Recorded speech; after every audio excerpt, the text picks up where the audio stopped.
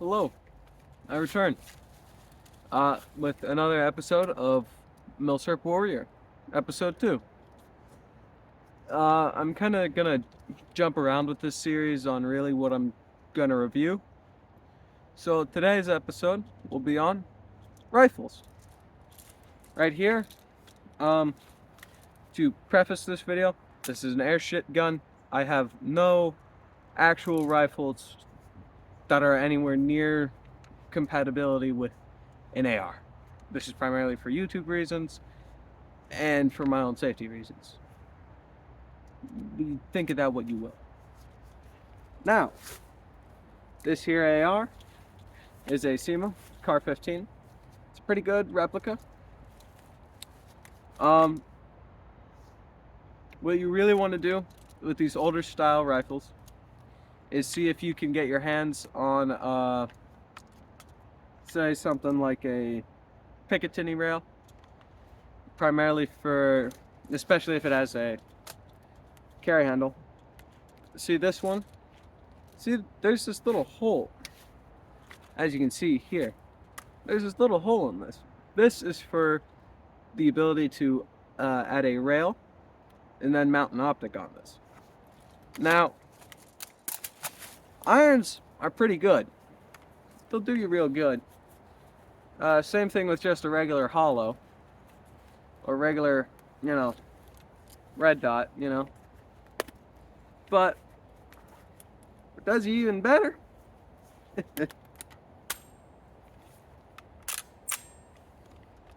is a fucking red dot and a magnifier.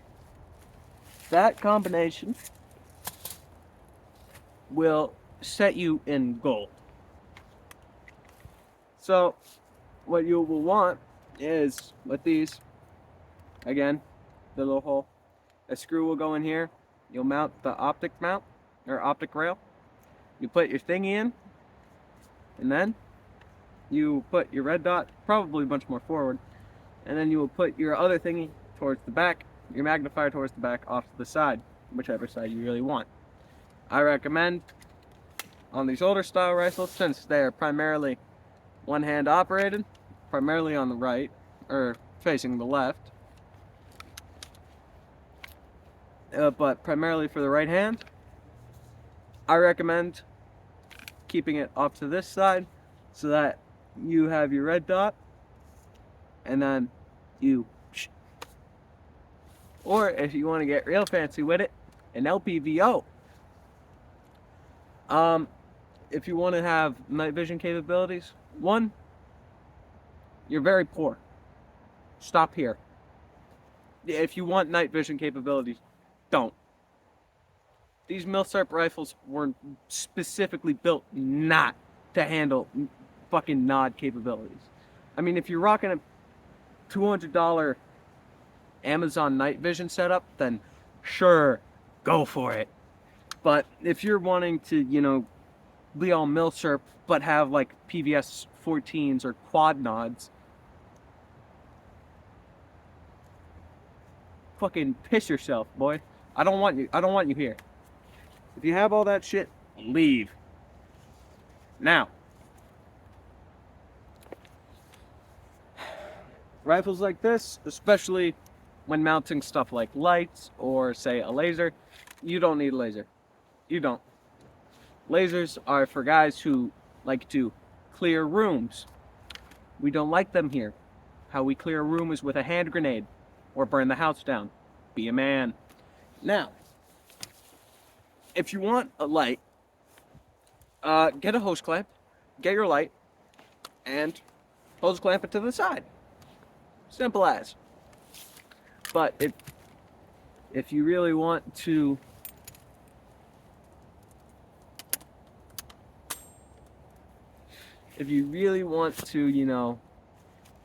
have a sight that will stay relatively accurate, I recommend getting a lower handguard,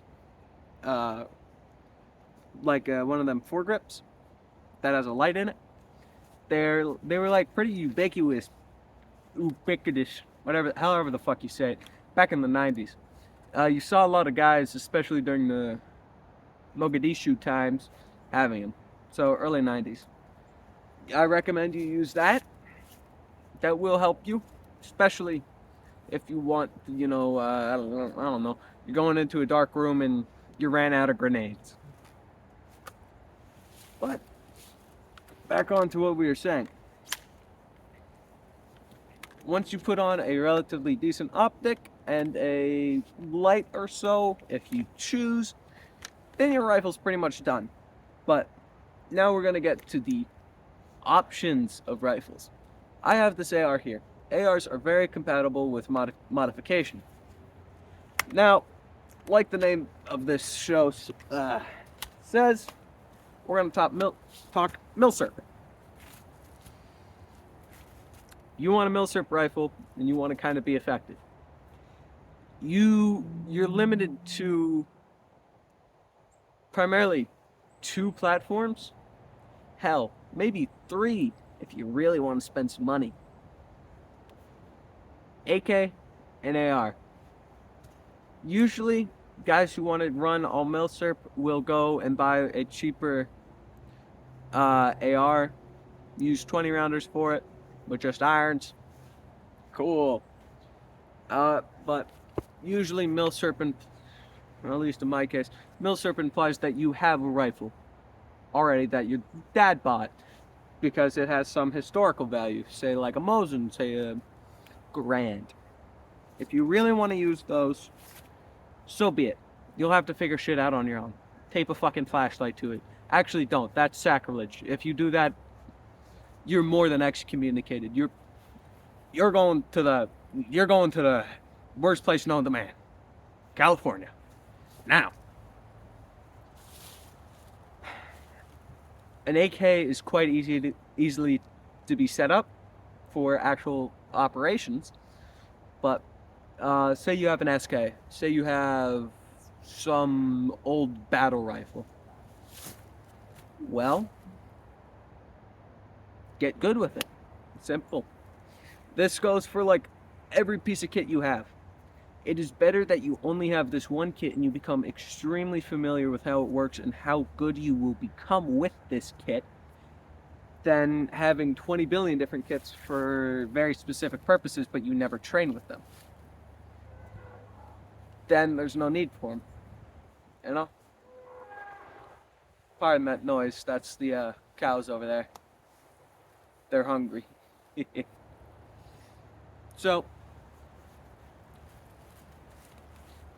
just train with your rifle. Say you get lucked out and your dad brought home a G3 from one of his deployments to Germany back in '86. Woo! You have access to cheap magazines, expensive ammo since it's in 308, but you have cheap magazines and cheap magazine holders. The relative stuff to hold these magazine holders, it's kind of hard to come by, at least in my experience. Granted, I haven't really looked for it, but, pretty simple to find. At least magazines and magazine holders for cheap. Say you have an FAL.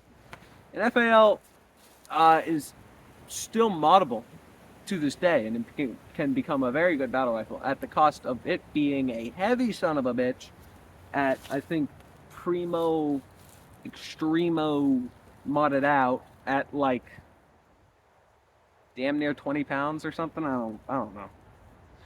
But yeah, that gets real heavy real quick. But again, train with your stuff, train with your equipment, and get good with your rifle. Because unless you want to bubble your shit, I recommend keeping irons.